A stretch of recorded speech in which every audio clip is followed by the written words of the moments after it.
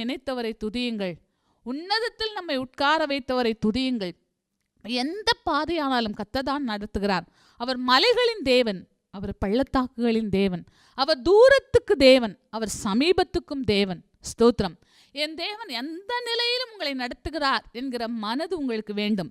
பிரியாணி இருந்தால் தான் நான் சந்தோஷப்படுவேன், அதற்கு குறைவான சாப்பாடு இருந்தால் நான் துக்கப்படுவேன் என்று சொல்லி சிறுபிள்ளைத்தனமாய் நீங்கள் நடந்து கொள்வீர்கள் என்று சொன்னால் உங்கள் வாழ்க்கையில் சந்தோஷம் இருக்காது.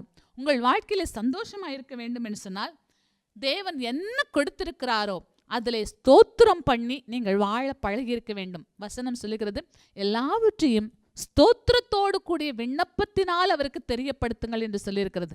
உங்களுக்கு மன கவலைகள் வரலாம், பயங்கள் வரலாம். சந்தோஷமா இருக்கணும்னு சொல்றீங்க, குறைவில் பழகணும்னு சொல்றீங்க, அப்போ எனக்கு பயம் வரக்கூடாதா, எனக்கு ஜபக்குறிப்புகளே இருக்கக்கூடாதா என்று சொன்னால் உங்களுக்கு ஜபக்குறிப்புகள் வரலாம். வசனம் சொல்கிறது, எல்லாவற்றையும் குறித்து பயப்படுங்கள் என்று சொல்லவில்லை, எல்லாவற்றையும் குறித்து முறுமுறுங்கள் என்று சொல்லவில்லை, எல்லாவற்றையும் குறித்து ஸ்தோத்திரத்தோடு கூடிய விண்ணப்பத்தோடு அவருக்கு தெரியப்படுத்துங்கள். இதில் நீங்கள் கவனிக்க வேண்டிய விஷயம், ஸ்தோத்திரத்தோடு கூடிய விண்ணப்பத்தோடு அவருக்கு தெரியப்படுத்துங்கள். ஸ்தோத்திரம் இல்லாமல் நீங்கள் ஜெபிக்கிற ஜபம் புலம்பலாகத்தான் இருக்கும். ஆண்டவரே எனக்கு வீடு இல்லை, ஆண்டவரே இந்த மனுஷன் என்னை கஷ்டப்படுத்துறான், ஆண்டவரே இது இப்படி இருக்குது அப்படி இருக்குது என்று சொன்னீங்கன்னா அது ஒரு புலம்பலாக இருக்கும்.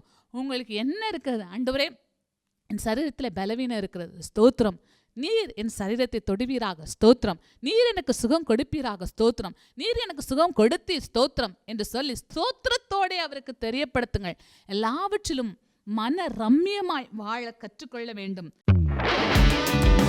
துதியின் கோட்டை ஆலயம் புதிய பேருந்து நிலையம் அருகில், திருநெல்வேலி 620007 தமிழ்நாடு, தென்னிந்தியா. இணையதள முகவரி www.fortopriceministries.org.